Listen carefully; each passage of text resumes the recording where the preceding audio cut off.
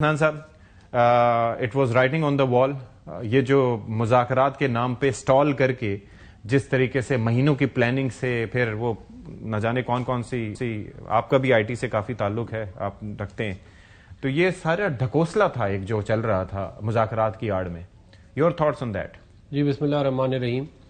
دیکھیں یہ انہوں نے جو ان کو مذاکرات جو تھے اسرائیلی، یہ بنیادی طور پہ ایک ٹائم بائنگ ٹیکٹکس تھا اور اپنے جو مخالف ہے اس کو ڈسٹریکٹ کرنے کے لیے اور اس کی توجہ ہٹانے کے لیے جو ہے وہ کیا گیا. اور یہ پہلی دفعہ نہیں کیا انہوں نے، یہ پچھلے سال جون میں بھی جب کانفلکٹ ہو رہا تھا اور جیسے ہی لگ رہا تھا کہ بات چیت کسی جگہ پہ پہنچ جائے گی اور ایگریمنٹ ہو جائے گا تو انہوں نے حملہ کر دیا.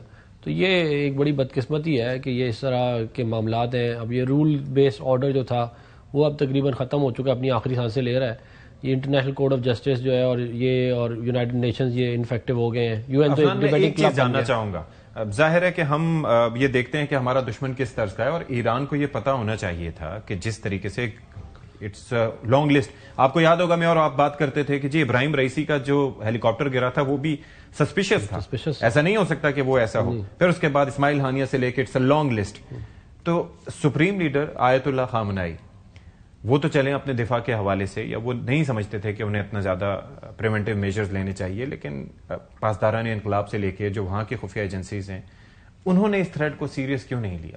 دیکھیں وہاں پہ بدقسمتی سے وہاں پہ جو اس کی موساد کی بہت زیادہ جو ہے وہ انفلٹریشن ہے، اور وہ اس حد تک ہے کہ مطلب ان کے army chief, navy chief, air force chief جنگ کی پہلے دن میں انہوں نے کیا کہتے ہیں ان کو اڑا دیا. آپ کو میں نے بتایا تھا ایک اسپائی تھی خاتون جس نے اس کی شادی بھی ہوئی تھی، بچے بھی تھے وہاں پہ، اور اس کے باوجود وہ اسپائنگ کرتی رہی. اس نے ساری لوکیشنز ان کی نکالی، ان کے گھروں میں گئی.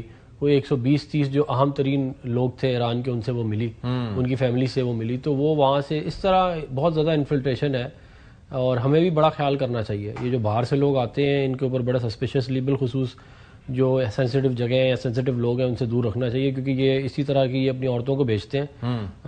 ہمارے ملک میں بھی آپ کو پتہ ہے کچھ آئی ہیں اس طرح کی خواتین جن کا سر پیر سمجھ نہیں آیا آج تک. تو یہ ان کا جو ہے یہ، اور یہ یہودی ہمیشہ سے اس طرح کرتے ہیں. ماضی میں بھی انہوں نے ہمیشہ اپنی عورتوں کو انہی کاموں کے لیے استعمال کیا ہے، پھنسانے کے لیے اور یہ اسپائنگ کے لیے، اور یہ ابھی بھی یہی کر رہے ہیں. اور یہ بنیادی طور پہ جو ہے یہ معاملہ مجھے یہ لگ رہا ہے کہ یہ رکتا ہوا نظر نہیں آ رہا، اور یہ ریجنل وار تو شروع ہو چکی ہے. لیکن بنیادی طور پہ جو آبجیکٹو ہے ان کا وہ یہ ہے کہ یہ چاہتے ہیں کہ ایک تو گریٹر اسرائیل پروجیکٹ جو ہے وہ کمپلیٹ ہو. اور یہ میں نہیں کہہ رہا، یہ اب ان کی جو فوج ہے اس کی جو ایمبلم ہے اس کا جو ان کے اس پہ جو لگا ہوا ہے اس پہ اس کا نقشہ بنا ہوا ہے. مائک پومپیو کا بھی اسٹیٹمنٹ آیا تھا، اسٹیٹمنٹ آ چکا ہے. مائک ہیکبی نے بھی اس دن کہہ دیا ہے کہ اگر بنا لیں تو کیا برائی ہے. تو یہ ان کا سارا ایجنڈا ہے، اور یہ پیکس جودیکا جو ہے اس طرف معاملہ لے کے جانا چاہتے ہیں. یہ پہلے یہ ریجنل پاور بنیں گے، اس کے بعد سپر پاور.